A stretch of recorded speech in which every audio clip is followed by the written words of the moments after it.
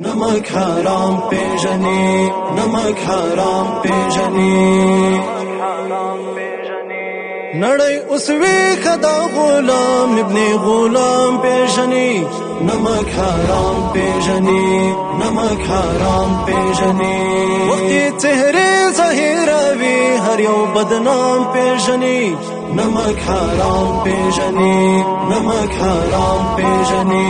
موږ افغانانو پس پیڅلی دین غیرت کړی دی، موږ جهاد په ناره کړی، موږ هجرات کړی دی، موږ په سینو بارود تړلی، موږ جرأت کړی دی، په شهادت موږ ګران امیر سره بیعت کړی دی.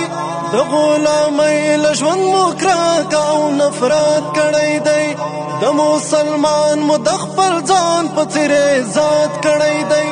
موږ د کفري نظام په جهر بغاوت کړی دی. امت اوس موږ په جهاد تاسو په قام پیژني، نمک حرام پیژني، نمک حرام پیژني. نړۍ اوس ویښه دا غلام ابن غلام پیژني، نمک حرام پیژني، نمک حرام پیژني. وختي چهرې ظاهروي هر یو بدنام پیژني، نمک حرام پیژني، نمک حرام پیژني. په یوه مېلمه سپېڅلې پاچاهي قربان کړه، بس د دین حکم و مونږ ترې ځواني قربان کړه. تاسو ډالرونه مهمانو مهماني قربان کړه، او عافیه صدیق خور معلني قربان کړه. مونږ د کافر په وړاندې ژوند او دارایي قربان کړه. تاسو د کفر تمدن راهستي قربان کړه، تاسو له څو ټکو پورا مسلماني قربان کړه. دلته هر څوک حقایق پیژني، الزام پیژني، نمک حرام پیژني، نمک حرام پیژني.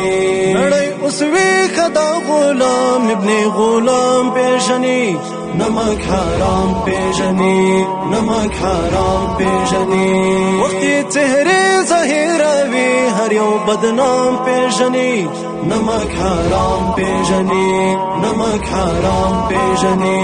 افغانان شول د انګریز روس امریکا غلامان، تاسو اوس هم د لاټمې کالي په قدم یاست روان. مونږ قانوني الهي واحد سپېڅلی قرآن، مونږ د بنده له بندګۍ سره یو ټول عمر وران. تاسو کچکول په غاړه تل ګرځېږئ ځوان چشمان، یاست د بابړې ظالمانو د بنګال مظلومان. منصور درمان بنو بیان کړم درته کوم یو داستان، دنیا وال ستاسو بې ننګیز مونږ ننګ او نام پیژني، نمک حرام پیژني، نمک حرام پیژني. نړۍ اوس ویښه دا غلام ابن غلام پیژني، نمک حرام پیژني، نمک حرام پیژني. وختي چهرې ظاهروي هر یو بدنام پیژني، نمک حرام پیژني، نمک حرام پیژني.